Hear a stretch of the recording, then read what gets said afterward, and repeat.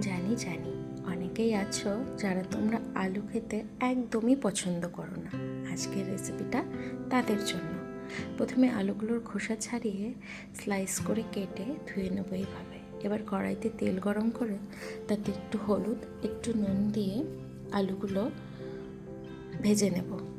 একটু লাল লাল করেই ভেজে নেব, ঠিক এইভাবে। আলুগুলো ভেজে তুলে নেওয়ার পর ওই তেলে সর্ষে আর জিরে ফোড়ন দিয়ে পেঁয়াজ কুচি, কাঁচা লঙ্কা কুচি, রসুন কুচি দিয়ে 30% মতন ভেজে নেব। এবার তার মধ্যে দিয়ে দেবো টমেটো কুচি, পরিমাণ মতো নুন, হলুদ আর একটু লঙ্কার গুঁড়ো। মশলাটা ভালো করে কষিয়ে নিয়ে তাতে আগে থাকতে ভেজে রাখা আলুগুলো দিয়ে দেবো। 4 থেকে 5 মিনিট মশলা আলুগুলো মিক্স করে তাতে ধনেপাতা ছড়িয়ে নামিয়ে নেব আলু কাতলি রেসিপি।